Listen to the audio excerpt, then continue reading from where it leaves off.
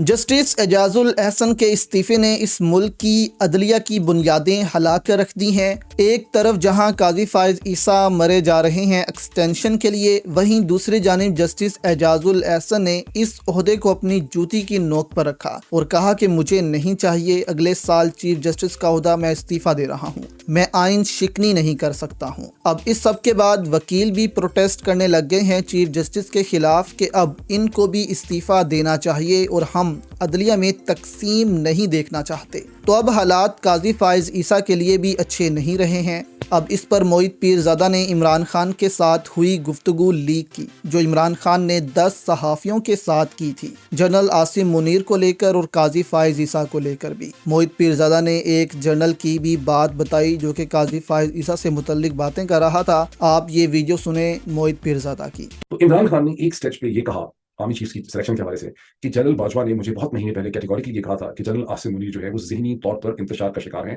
Confused ہیں، chaotic ہے۔ میں الفاظ بڑے کیئرفل استعمال کر رہا ہوں، وہ سخت الفاظ نہیں استعمال کر رہا جو اس وقت انہوں نے استعمال کیا۔ یہ 10 لوگ وہاں پہ موجود تھے، وہاں پہ محمد مالک بھی تھے، وہاں پہ کاشف عباسی بھی تھے، وہاں پہ بخاری بھی تھی، وہاں پہ حبیب اکرم بھی تھے، وہاں پر کچھ اور لوگ بھی تھے، اور ان کے سامنے انہوں نے کہا کہ مجھے نے کہا کہ یہ ٹھیک نہیں ہے ذہنی طور پہ۔ ٹھیک، اب یہ بہت، اگر وہ وہاں پہ صورت حال ہے تو ایک اور ہی بہت ہی امپورٹنٹ پرسنالٹی نے مجھ سے مارچ 2019 میں انہوں نے ملاقات کی، بہت طوالت کی ملاقات کی، ناٹ نیمنگ ہم، اور انہوں نے مجھے کہا کہ ہم کسی صورت یہ برداشت نہیں کر سکتے کہ قاضی فائز عیسیٰ صاحب بنے چیف جسٹس، اور یہ میں جنرل فیض کی بات نہیں کر رہا۔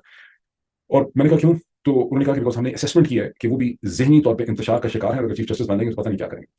تو یہ ساری سچویشن تھی، اور آپ اگر سپریم کورٹ کی ہیئرنگ سنتے ہوں تو آپ کو اندازہ ہوگا کہ قاضی فائز عیسیٰ وہاں پر پی ٹی آئی کے وکیلوں کی بات تک نہیں سنتے ہیں۔ وہ اپنا مائنڈ پہلے ہی بنا چکے ہوتے ہیں کہ انہوں نے کیا فیصلہ دینا ہے۔ اب بلے کے نشان کا فیصلہ بھی سپریم کورٹ میں آ چکا ہے، اور ایسا لگتا ہے کہ اب قاضی فائز عیسیٰ پی ٹی آئی سے بلے کا نشان بھی واپس لیں گے اور ثابت کر دیں گے کہ وہ واقع میں ہی کسی ایجنڈے پر کام کر رہے ہیں، وہ واقع ہی پی ٹی آئی کو کرش کرنے میں باقیوں کی مدد کر رہے ہیں۔ تو انصاف ایک دن تو ہو کر رہتا ہے، اور وہ دن جب آئے گا ان سب کے لیے مشکل ترین دن وہ ثابت ہوگا۔